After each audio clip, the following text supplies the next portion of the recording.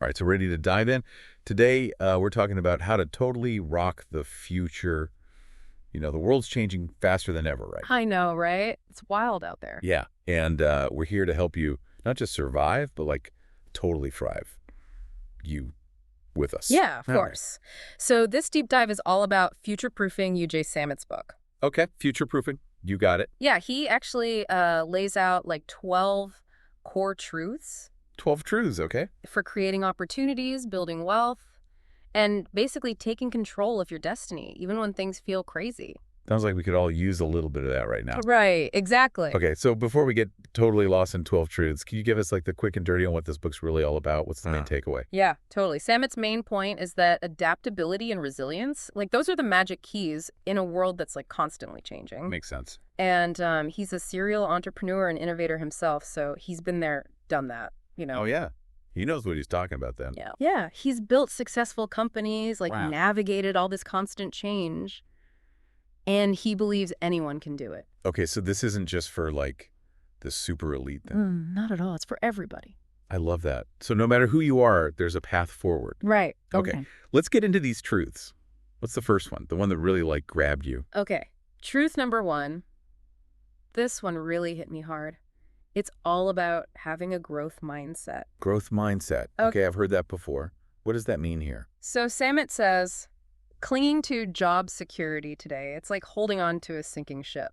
Oh, wow. Okay. Think about it. People stay at tech companies now for like less than 2 years. Seriously. That's it. Yeah. And like all these traditional industries are getting disrupted like constantly. Yeah, that's true. He actually says fewer than 11% of the original Fortune 500 companies are even around anymore. 11%. Wow. It's crazy, right? Yeah, that's definitely a wake-up call. Like clinging to the old ways of doing things, that's not going to cut it anymore. No way. We have to be constantly learning, adapting, Wow. always growing.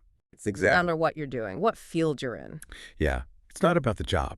Yeah. It's about the skills. Right. And being able to adapt those skills Totally. to whatever the world throws at you. It's like that saying, what doesn't kill you makes you stronger, but like for your career. Oh, I like that. That's good. Yeah. It's about seeing those challenges, not as like roadblocks, Right. but as opportunities to level up your skills and knowledge. Absolutely. That reminds me of a time I was terrified to start this podcast. Really? Oh, yeah. I was so scared of failing. Like, I almost didn't do it. Wow. Yeah. But then I thought, what's scarier? Failing or missing out on something I'm really passionate about? I think that's a fear a lot of people have, that fear of failing. Oh, yeah, for sure. But sometimes what's even more scary is that fear of missing out. Totally. You could miss out on something amazing. Exactly. And that's where that growth mindset comes in, right? 100%. It's about reframing your perspective. Okay, so how do we do that? How do we reframe our perspective? Well, that leads us perfectly into truth number 2. Okay, truth number 2. Hit me with it. Obstacles are opportunities in disguise. Okay, so like instead of getting discouraged when things get tough, Right. you look for the opportunity hidden within that obstacle. Yeah, right? exactly. Samit actually tells this great story about this guy named Vin Clancy. Okay. Vin Clancy, I'm intrigued. So Vin Clancy's this young guy who turned a frustrating problem into $1 million business. $1 million business. All right, I'm definitely listening now. Yeah. Tell me more about this Vin Clancy. Okay, so Clancy's problem was actually pretty common. He was struggling to get customers for his business. Ah, yeah, I think we've all been there. Right, like how do you get people to actually buy what you're selling? Yeah, especially in a cost-effective way. You don't want to be spending tons of money just to acquire a few customers. Exactly. So instead of like getting discouraged, Clancy saw this as an opportunity to be creative. Oh, like that. Yeah, he dug deep into all these growth hacking techniques. Growth hacking techniques. Yeah, basically they're like these creative and sometimes unconventional ways to attract and retain customers. So thinking outside the box. Yeah, totally. And you know what? It worked. It worked. Like he actually built $1 million business using these growth hacking techniques. He did.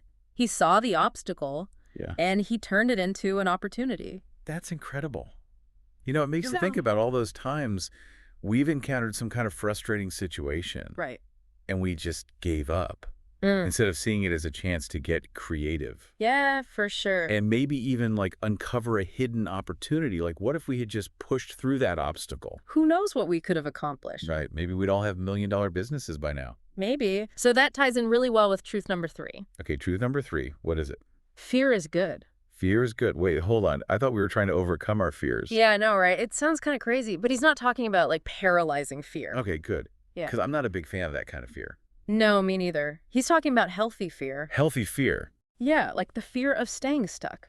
The fear of missing out on something amazing because we're too afraid to take a risk. Oh, I see. So it's like that fear that motivates you to step outside your comfort zone, Yeah. to do something you might not normally do. Exactly.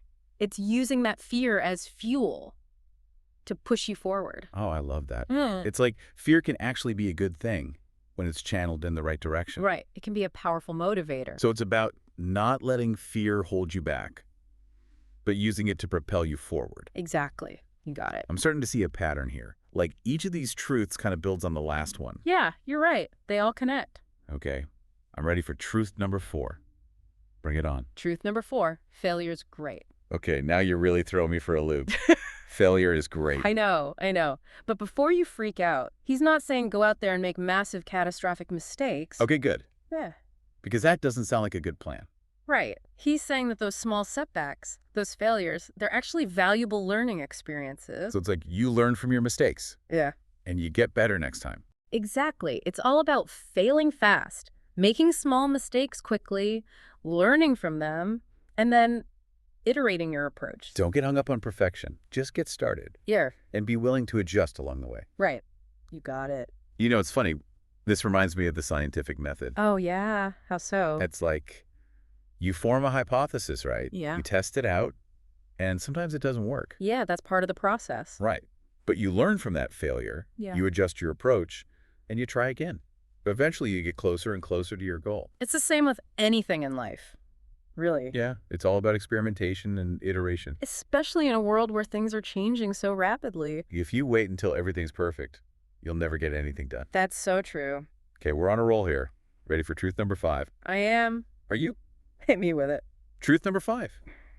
Your unique superpower makes you successful. My unique superpower. I like that. Yeah, we all have a strength, right? Something that sets us apart. But here's the catch. We also have a kryptonite. A kryptonite. Oh, this is getting good. Yeah, think of it as like the flip side of your strength, your weakness. Okay, so like every superhero has their weakness. Right. And sometimes our greatest weakness is just our strength taken too far. Okay, I think I need an example. I'm not sure I'm following. Okay, so think about someone who's incredibly creative. They come up with a million ideas a minute. Their superpower is their imagination. Okay, yeah, I know a few people like that. But their kryptonite might be a lack of focus or structure. Ah, They struggle to actually execute on all those brilliant ideas because they're constantly jumping to the next one. oh, wow. Okay, so it's like too much of a good thing can actually be a bad thing. Exactly. Wait a minute. That's totally me. Is it? Yeah, I've never thought of it that way before. You're saying that sometimes my biggest weakness is just my strength taken too far. Yeah, it can be like that. Huh. That's actually really helpful to think about. Right. It's about recognizing those tendencies so we can manage them effectively. So like if you know your kryptonite is a lack of structure, Yeah. you can put systems in place to help you stay organized and focused. Exactly. It's all about finding that balance between your superpower and your kryptonite. Balance. That's the key word, right? I think so. Okay, so we've covered 5 truths already. Wow, that's a lot. Yeah. Embracing a growth mindset. Seeing obstacles as opportunities. Harnessing healthy fear. Viewing failure as a stepping stone. And recognizing our superpower and our kryptonite. My brain's kind of full, I know, right? It is a lot. but it's good stuff. It's like food for thought. It really is. And we're just getting started. There are 7 more truths to uncover. 7 more. Oh, man. Okay. Okay, I'm ready. Bring on the next 7. Right, let's do it. All right, so we just tackled 5 truths from Jay Samit's Future Proofing. Boy, I'm down 7 to go. You got it ready for more? Oh, yeah. Bring it on. I'm totally intrigued by this whole future proofing concept. Okay, so truth number 6. This one's all about passion. Passion. Okay, I'm listening. It's called Passion Makes You Unstoppable. Passion makes you unstoppable. I like the sound of that. Yeah, and this one really resonated with me because it's not just about like finding your passion, you know? Yeah, I hear that. It's like that whole find your passion thing can be a bit overwhelming. Right. Like, what does that even mean? Exactly. Like, how do you actually find your passion? And then what do you do with it once you've found it? Totally. Yeah. So Samit says, it's not just about the excitement of passion. It's about what that passion fuels within you. Hmm. Okay, so what does it fuel? Perseverance. Perseverance. Yeah. That deep-seated commitment to something that keeps you going even when things get tough. So it's like passion is the engine, Yeah, and perseverance is the fuel that keeps it running. exactly. You got it. I like that analogy. It's not just about like flitting from one thing to the next. Yeah. You know? Right. It's about sticking with it, Oh. even when it gets hard. Yeah, exactly. Having that why that's bigger than yourself. Okay, I'm with you. But I'll be honest, I still kind of struggle with that whole finding your passion thing. Yeah, I get that. It can be tough. Did Samit have any tips on like how to actually tap into that passion, how to discover what really lights you up? He did. He actually suggests asking yourself some really interesting questions. Oh, okay. Like what kind of questions? Like, what do you lose track of time doing? What do I lose track of time doing? What problems are you most excited to solve? Oh, that's a good one. What do you talk about when no one's forcing you to? Those are great questions. They really make you think about what you're naturally drawn to. Right. It's about paying attention to those clues. Okay, so let's say we've identified our passions. What then? What do we do with them? Samit says it's all about nurturing those passions. Nurturing them. Okay. Yeah, keep that fire burning. So like, how do we do that? He suggests setting clear goals related to your passions. Okay, so having a plan. Yeah, and surrounding yourself with like-minded people who support you and inspire you. That's so important, having a good support system. It really is. And continuously learning and growing in those areas. So never stop learning. Exactly. And embrace challenges as opportunities to deepen your knowledge. Okay, so not being afraid of those challenges, Yeah, but seeing them as opportunities to learn and grow. you got it. And he also says don't forget to take breaks. Breaks? Yeah, to recharge and prevent burnout. Oh, that's a good point. It's easy to get so caught up in the hustle that we forget to take care of ourselves. Right. And if you're burnt out, your passions are going to suffer. Like a car running on fumes, eventually it's just going to stall out. Exactly. So take care of yourself so you can keep that passion burning bright. I love that. Yeah. Okay, so we've talked about passion and perseverance. What's next? Truth number 7. This one's about collaboration and support. Okay, collaboration and support. I'm intrigued. It's called You Can't Go It Alone. Makes sense.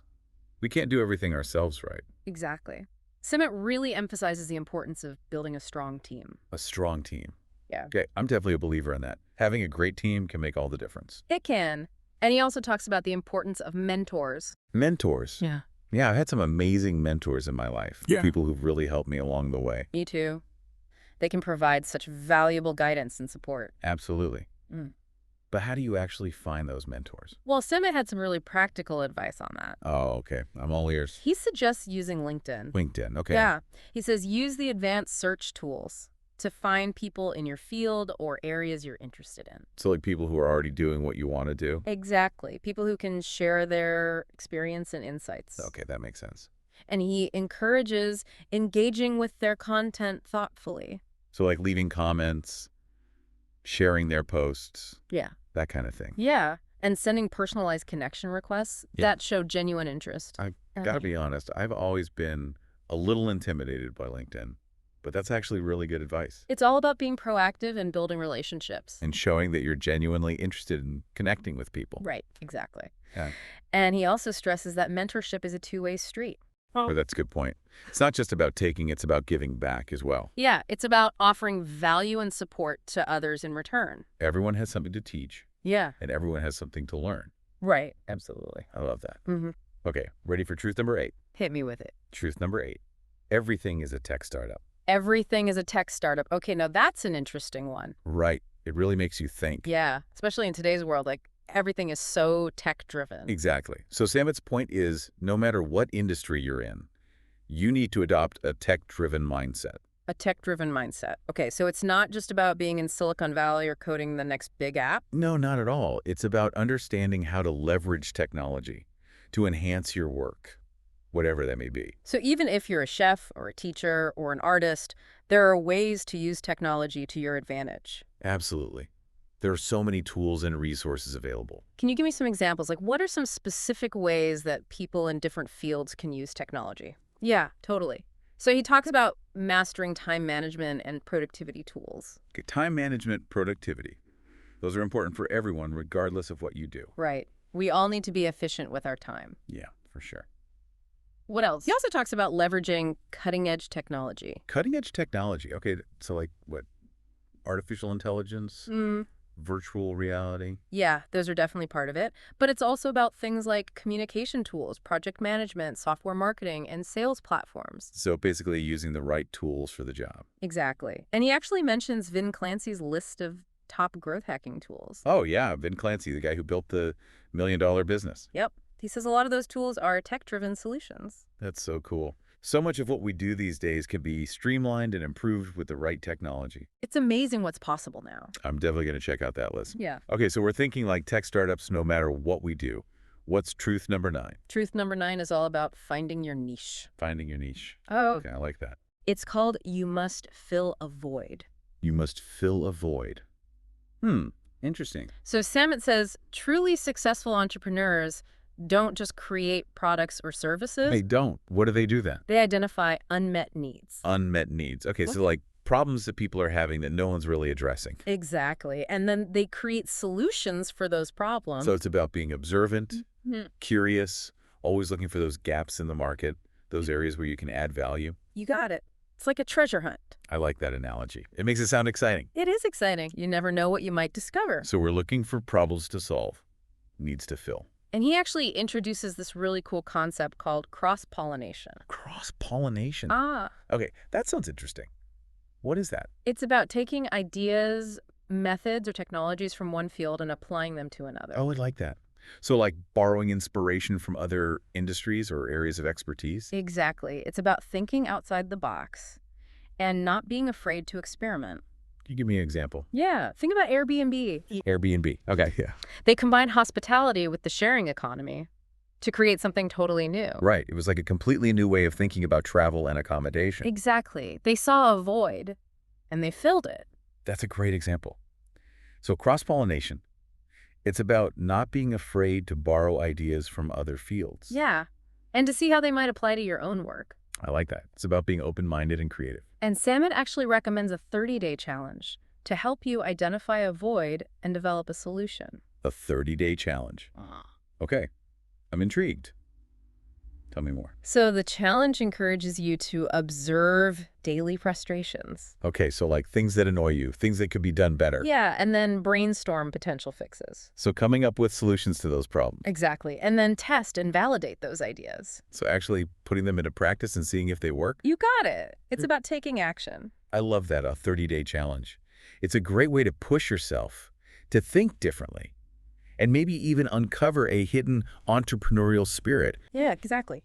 You never know what you might discover about yourself. Okay, on to truth number 10.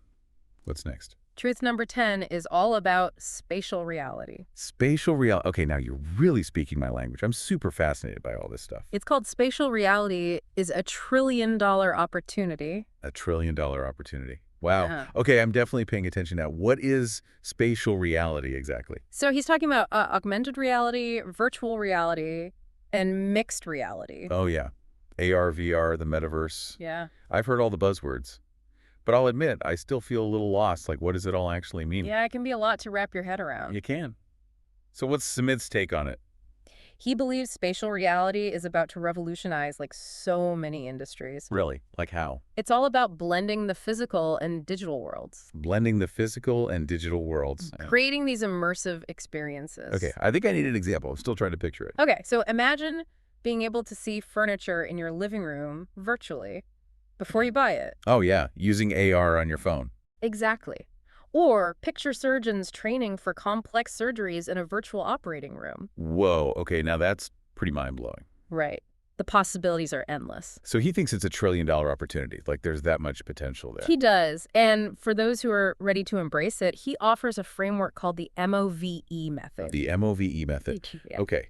I'm intrigued. What is that? It's a 4-step process to help you leverage spatial reality. Okay, so we're MOVEing towards success in the spatial reality world. Exactly. I like that. So step 1 is map your skills to spatial reality needs. Map your skills, okay. Yeah, figure out how your existing skills can apply to this new market. So like, what are your strengths? Yeah. What are you good at?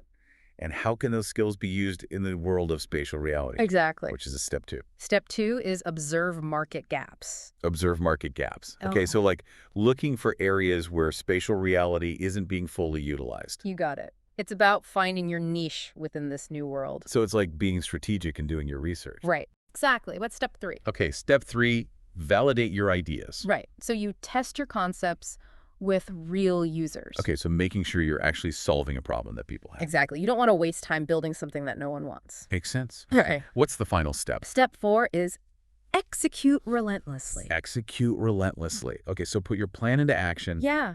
And become an early adopter in this rapidly changing field. So don't wait for everyone else to catch up. Be a pioneer. Exactly. That makes sense. It's about being proactive, strategic, and taking the time to really understand the potential of spatial reality. And Samit actually highlights how mobile technology is going to be key to spatial reality's growth. Oh yeah, like our smartphones are becoming gateways to these immersive experiences. Exactly. They have the cameras, the sensors, the processing power. They're like mini computers in our pockets. Right.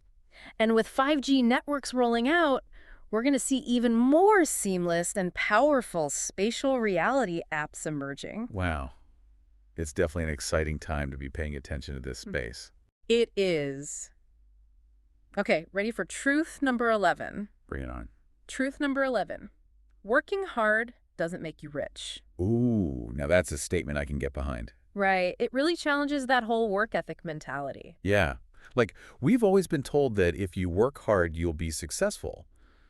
But that's not always the case, is it? No, not always. While effort is crucial, Samit argues that it's not enough. Okay, so it's not just about working hard, it's about working smart. Exactly. You got it. So how do we make that shift? From working hard to working smart. He emphasizes understanding deal structure, raising capital strategically, and reinvesting profits wisely. Okay, so it's about understanding the financial mechanics, Yeah. being strategic with your resources, making sure your efforts are actually leading to tangible results. Exactly. You need to have a plan. A plan for success. Yeah. And he encourages focusing on building systems Building systems, okay. Yeah. and creating scalable solutions that can grow without requiring a proportional increase in effort. So like working smarter, not harder. Exactly. It's about prioritizing the tasks that yield the highest returns. Okay, so focusing on the things that really move the needle. Yep. And automating repetitive processes. Automation. That's huge these days. There are so many tools that can help us automate our work. Right. And delegating effectively. Delegation. That's another key one. Learning to let go of some things and trust other people to do them. Absolutely. And he reminds us to have a long-term vision. A long-term vision. Okay. Yeah. Focusing on sustainable growth rather than just quick wins. So it's about playing the long game. Building something that can last. Exactly. Yep. Got it. Okay. Ready for the final truth. I am. Hit me with truth number 12. Truth number 12. Remote workers are your new competitive advantage. Remote workers are your competitive advantage. Okay, that's an interesting one, especially in today's world. Right. The pandemic really accelerated the shift towards remote work. It did. And it seems like it's here to stay. I think so too. Yeah. So Samit believes remote work is no longer just a trend. It's not. No. It's a strategic A advantage. strategic advantage. Right. Yeah. Companies that embrace remote workers can tap into a global talent pool, reduce overhead costs, and often see an increase in productivity. I can definitely see the benefits. No more commutes, Yeah. more flexibility, access to a wider range of talent. It sounds like a win-win. It can be, but there are definitely challenges as well. Oh, yeah, for sure. Like, how do you manage remote teams effectively? How do you make sure everyone stays connected and productive when you're not all in the same office? Those are great questions. Yeah. So Samit provides some excellent advice. Okay, I'm all ears. He stresses clear communication. Clear communication. Okay. That makes sense. Yeah. Setting clear expectations and using the right tools for collaboration. So like making sure everyone knows what's expected of them and having the technology in place to facilitate communication and teamwork. Exactly. And he's also a big advocate for focusing on results rather than hours worked. Oh, I love that. It's about trusting your team, empowering them to manage their own time, and holding them accountable for the results. Exactly. It's a different way of thinking about work. It is, Yeah. but it's a good one, I think. It's about focusing on what really matters, the outcomes. Yeah. And he also doesn't discount the importance of fostering a strong team culture even remotely. Oh, that's a good point. Yeah, It's easy to feel isolated when you're working remotely. it can be. So he suggests organizing virtual team building activities, Okay, virtual team building. celebrating achievements publicly, and prioritizing employee well-being. So creating those opportunities for connection, recognition, and support, Yeah. even when you're not physically together. Exactly. It's about making people feel valued and appreciated. I love that. And you know what else I love about this whole remote work trend? What's that? The positive environmental impact. Oh, yeah, for sure. Fewer commutes mean less emissions. And companies can reduce their office energy consumption. It aligns with that growing focus on sustainability and environmental responsibility. It does. It's a win-win for everyone. Wow, 12 truths for future-proofing ourselves. I know, right? That was a lot That was a whirlwind. of information and inspiration. Ah. And you know what struck me? What? How practical and applicable these truths are. Oh, yeah. Like for anyone, no matter where they are in their journey. Absolutely. It's not just like high-level motivational stuff. No, it's like packed with actionable advice. Yeah, Real-world examples it is. that anyone can use. Totally. So let's do a quick recap. Okay, let's recap. What were some of the key takeaways that really stood out? Yeah. What resonated with you the most? Honestly, that whole growth mindset thing, Yeah. it really hit home for me. I think that's a big one for a lot of people. It is. Yeah. Like ditching that old job security mentality. Right. It's outdated. And embracing lifelong learning. Yeah. Being adaptable. Yeah. Always seeking new opportunities to grow. You got it. It's not about the job anymore. It's not. It's about the skills. The skills and the mindset. Right? And being able to adapt those skills to whatever the world throws at you. Exactly. And you know what else really stuck with me? What? That idea of seeing obstacles as opportunities. Oh, yeah. Vin Clancy's story. It's like the perfect example Right. of how we can reframe our thinking Totally. and turn what seems like a negative into a positive. Yeah. It's all about perspective. It is. Yeah. And speaking of reframing, Yeah. let's not forget about harnessing the power of healthy fear. Oh, yeah. That's a good one. Right? Not letting it paralyze us, Right. but using it as fuel to push us forward. To take action. Exactly. And when we do inevitably stumble, Because we all do. we all do, Sam reminds us that failure is actually a good thing. It is. It's a learning opportunity. It's how we grow. Exactly. And you know another big takeaway for me? What's that? The importance of passion. Oh, yeah. Finding that driving force Yeah. that makes you unstoppable. That keeps you going. Even when things get tough. It's the fuel. It is. And, surrounding yourself with a supportive network Oh, yeah. Your team. of mentors, collaborators, team members. That makes all the difference. It really does. Yeah. Having people to bounce ideas off of, Mm. learn from, celebrate wins. It's huge. It's invaluable. And, of course, we can't forget about technology. Oh, yeah. Technology's key. Whether it's embracing that tech-driven mindset, Right. using the latest tools to our advantage, Yeah. or exploring the vast potential of spatial reality, Spatial reality is going to be huge. it's going to change everything. It is. And it's up to us It is. to decide if we want to be passive observers Right. or active participants We have choice. in this technological revolution. We do. Thinking about all this, Yeah. it all ties back to one fundamental question. What's that? What problem are you going to solve? Ooh, that's a good one. What void will you fill? What impact will you make? What legacy will you leave behind? Those are big questions. They are, but they're important ones. They are. Ones that we should all be asking ourselves. I agree. So as we wrap up this deep dive into future-proofing, Yeah. we hope you've gained some valuable insights Some practical tools. to help you navigate the future The future is yours. with confidence and excitement. Go make it happen. Thanks for joining us. See you next time.